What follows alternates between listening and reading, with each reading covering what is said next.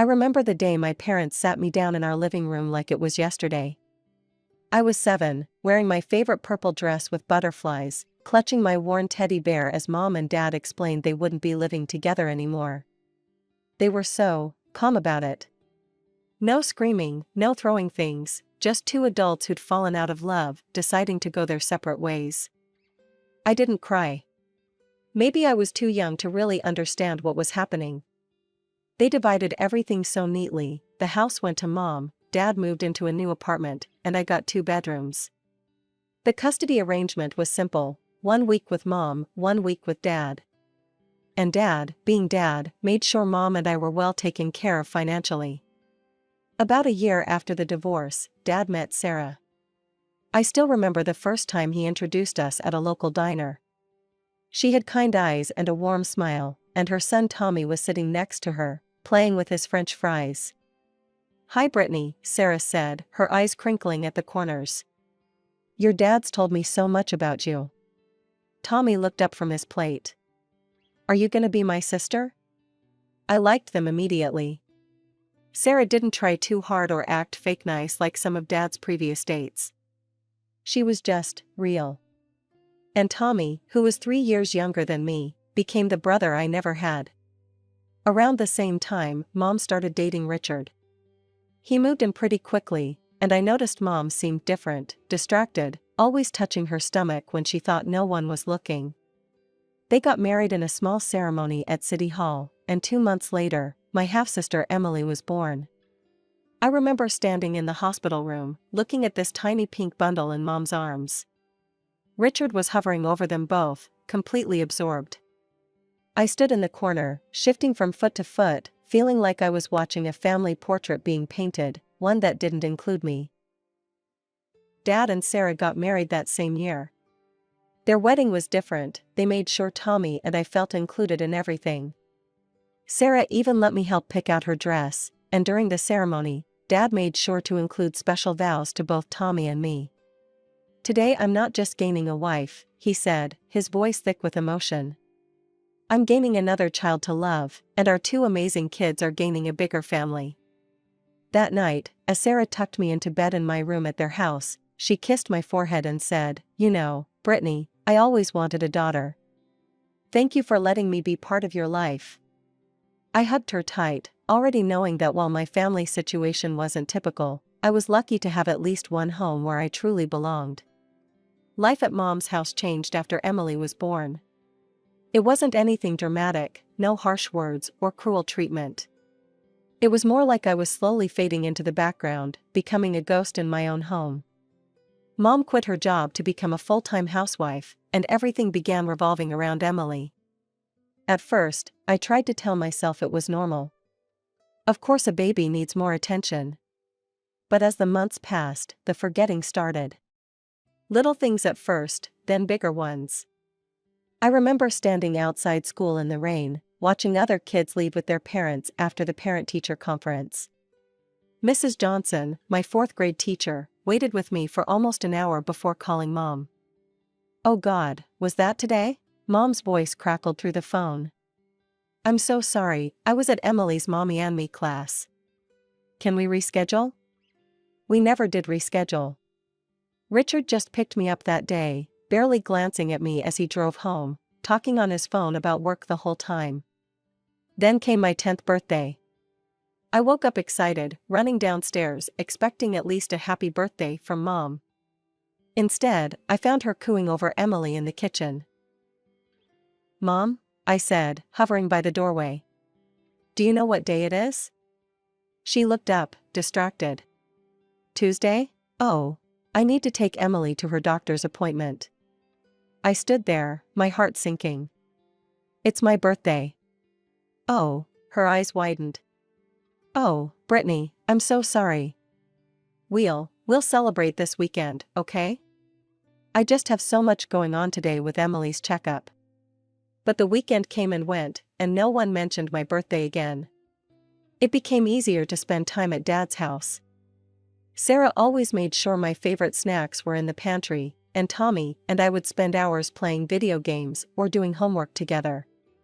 Dad never missed a single school event, and Sarah often came too, taking pictures and beaming like I was her own daughter. I started spending more and more time there. A few days turned into weeks, then months. Mom barely seemed to notice. When I was at her house, she was always busy with Emily, feeding her, playing with her, taking her to playdates. Richard would come home from work, kiss Emily on the forehead, and retreat to his home office. Sometimes I wondered if they'd even notice if I disappeared completely. After about 6 months of me basically living at Dad's full-time, he decided to make it official. "I called your mom today," he told me one evening. "I think it makes sense for you to live here permanently. You're already here most of the time anyway, and I told her I'd stop the alimony payments since I'm taking care of you full-time now." Within hours, Mom was at the door, all worried looks and loving words. "Sweetie, I've missed you so much," she said, hugging me for the first time in what felt like forever. "I've been thinking about everything, and I want us to go back to our original arrangement. I want you home with me half the time, like before." I was 12 by then, old enough to see through it. The sudden concern, the promises to do better, it wasn't about missing me.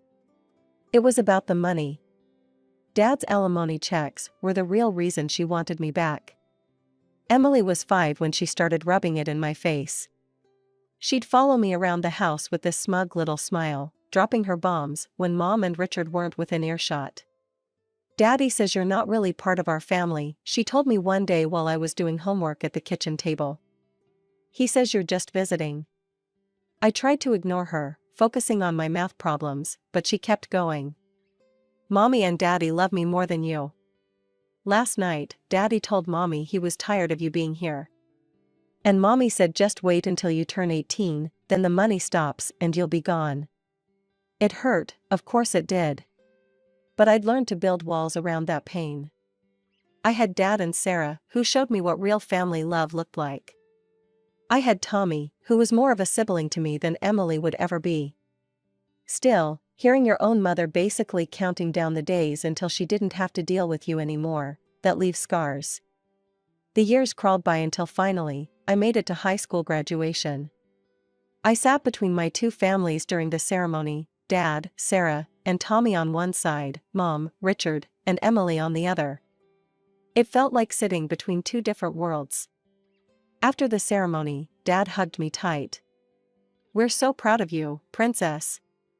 Meanwhile, Mom and Richard were already talking about my departure before we even left the school parking lot. "So," Richard said, jingling his car keys, "have you started packing yet?" They didn't ask about my college plans. Didn't care that I'd gotten into the business program with a partial scholarship.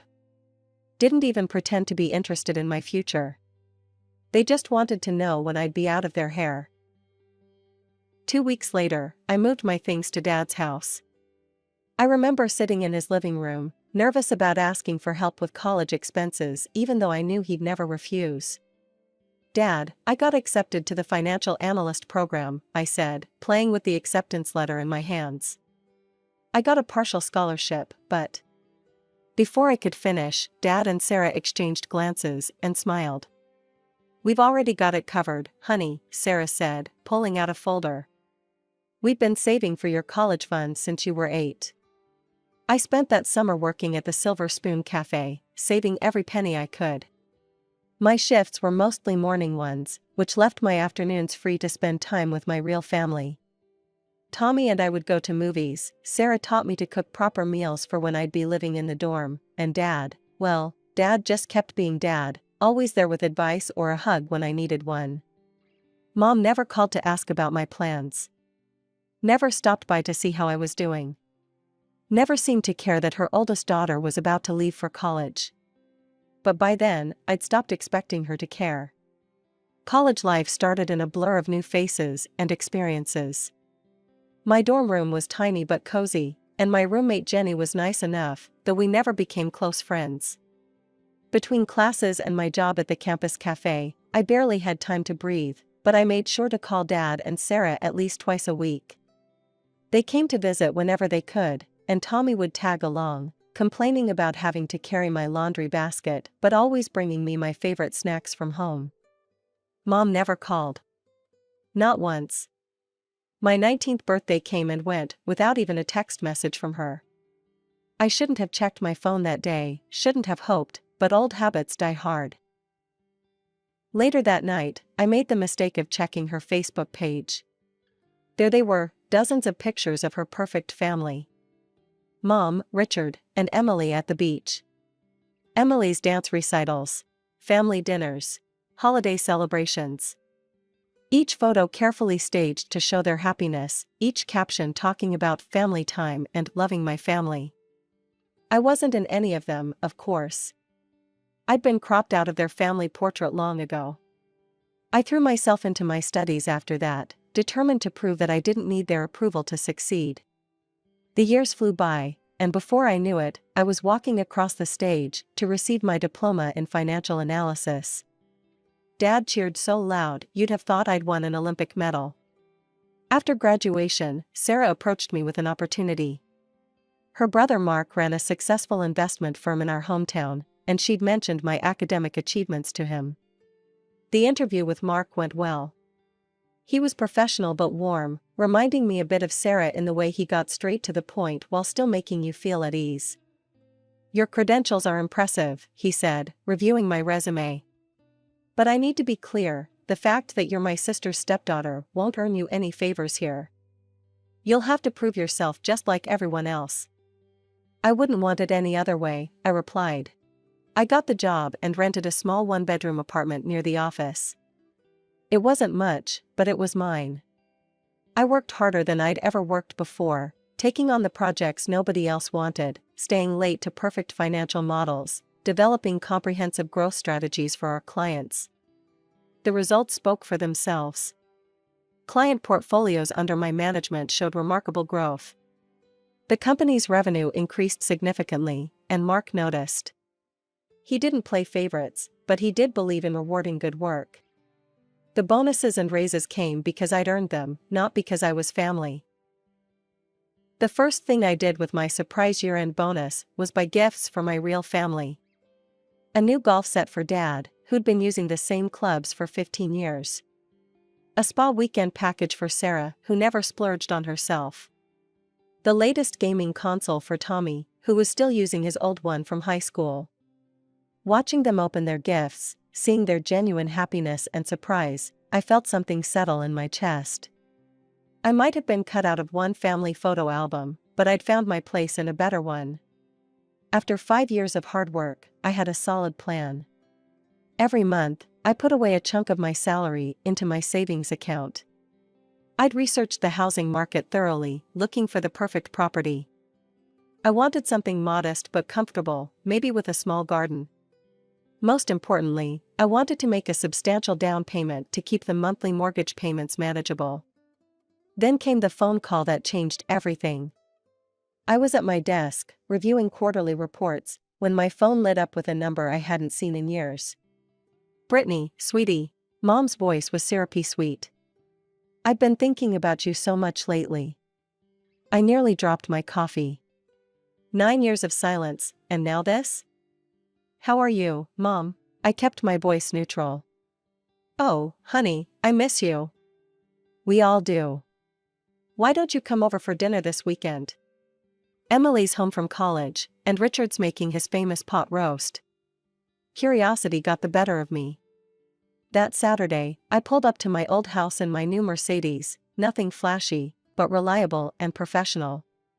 Emily answered the door, looking me up and down with poorly concealed interest. "Nice car," she said by way of greeting. The house hadn't changed much. Same furniture, same family photos on the walls, still none of me. Mom rushed forward to hug me, acting like we'd just seen each other yesterday. "Darling, you look fantastic. So professional in that suit." "Richard, doesn't she look successful?" Richard nodded, pulling out my chair. "We heard you're doing very well at Mark's company. The family grapevine says you're one of their top performers." Throughout dinner, they peppered me with questions about my job, my salary, my car. Mom kept mentioning how expensive everything was these days, especially with Emily in college. "That's such a beautiful watch," Mom commented, reaching for my wrist. "Must have cost a fortune." I smiled politely. It was a birthday gift from Dad and Sarah. Of course it was, she said, her smile tightening slightly. They always did spoil you. That dinner turned into more invitations. Suddenly, Mom wanted to be part of my life again. She'd call regularly, stop by my apartment unannounced with Emily in tow, invite me to family dinners. Emily would wander around my modest apartment, examining everything with calculating eyes. "This place is kind of small," she commented once. "I thought you made good money." I kept my responses vague. "It suits my needs." Mom would chime in, "But surely you're planning to upgrade soon? With your salary?" I'd just smile and change the subject. Something about their sudden interest in my life made me uneasy. It happened on a Sunday afternoon. Emily was over at my apartment, supposedly to bond with her big sister. I was in the kitchen making coffee when I heard her gasp from my living room. "Oh my God," she said, staring at my laptop screen. I'd left my banking app open after paying some bills. "Is that really how much money you have saved?" I quickly walked over and closed the laptop. "It's not polite to look at other people's private information, Emily." She ignored my comment. "Why are you saving so much? What's it for?" I hesitated, but figured there was no harm in telling her. "I'm planning to buy a house soon. I want to make a good down payment to keep the mortgage payments reasonable." Emily just nodded, but I could see the wheels turning behind her eyes. She left shortly after, making some excuse about meeting friends. The very next day, Mom called to invite me to dinner. As soon as I sat down at their dining table, I knew something was up. Mom had that look she used to get when she was about to ask Dad for more child support. "Emily tells me you're quite the saver," she said, passing the potatoes. "That's wonderful, honey. You know, Emily's having such a hard time with college expenses. And she'll need an apartment after graduation." I took a bite of my food, saying nothing. "It would be so nice if her successful big sister could help her out," Mom continued, her voice dripping with suggestion. "Family helping family, you know?" I put down my fork. "I don't understand what you're getting at, Mom." "Oh, come on, Brittany," she said, dropping the sweet act. "You're clearly doing very well for yourself.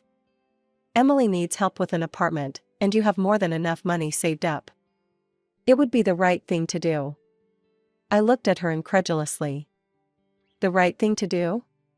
You mean give Emily my house down payment?"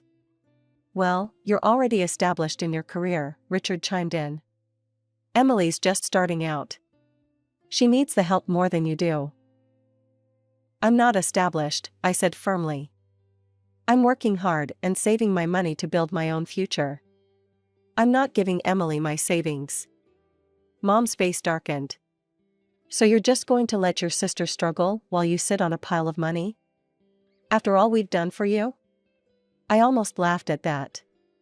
"All you've done for me? Like what exactly? Forget my birthdays? Ignore me for years? Push me aside for Emily?" "You're being selfish," Richard muttered, not quite meeting my eyes. "A real sister would want to help. A real mother would have been there for both her daughters," I shot back, standing up. "I'm taking care of myself first. Emily is your responsibility, not mine." The silence that followed was deafening. Mom sat there, jaw clenched, while Richard glared at his plate. Emily wasn't at this dinner, but I could imagine her reaction when they told her later. Poor Emily, whose selfish big sister wouldn't give her a free apartment. 2 weeks after that disastrous dinner, I had to leave for a business trip to Singapore. Mark had trusted me with an important client presentation, and I'd be out of reach for most of the time due to the time difference and packed schedule. "I'll be gone for about 10 days, I told Mom when she called, trying to maintain some semblance of politeness despite our recent argument. "Just letting you know I'll be out of contact." "Oh, overseas? How nice for you," she replied, her voice oddly interested. The trip went well, but when I landed back home, my phone exploded with notifications as soon as I turned off airplane mode. Banking alerts. Dozens of them. My hands started shaking as I scrolled through them. Account transfer, $100,750. The world started spinning. I rushed home, threw open my laptop, and logged into my banking app. There it was, a massive transfer to an account I didn't recognize. But the name on the transfer: Patricia Warren, my mother's name. I drove to their house like a woman possessed, my banking app screenshots pulled up on my phone. When I pounded on their door, Richard answered with a smug look that made my blood boil. "Where is she?" I demanded, pushing past him. Mom was sitting in the living room, calm as could be, flipping through a magazine. "Oh, you're back. How was your trip?" I thrust my phone in her face. "What is this? How did you transfer money from my account?" She barely glanced at the screen. "I don't know what you're talking about." "Don't lie to me. It's right here, a transfer to your account." "How did you do it?" Mom finally dropped the innocent act. She put down her magazine and smiled, actually smiled. "Fine. Yes, I transferred the money. Emily needs an apartment, and you weren't being cooperative. So we helped ourselves." "How did you even get into my apartment?" My voice was shaking. "Oh, honey," she reached into her purse and held up a key. "Remember when I borrowed your bathroom that day I visited? It only takes a minute to make a copy." I felt sick to my stomach. "Give me my money back, now. Or I'm going to the police." Mom actually laughed. "Don't be ridiculous.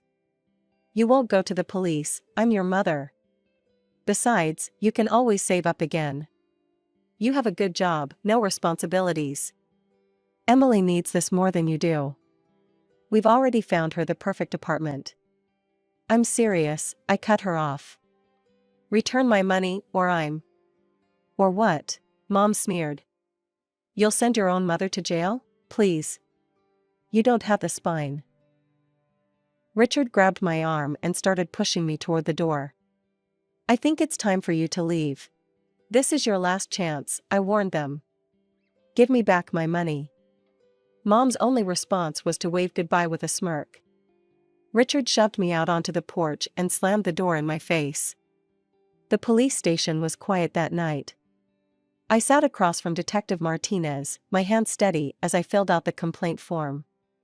I had everything documented: the unauthorized transfer, screenshots of the banking app, text messages with my mother about my business trip.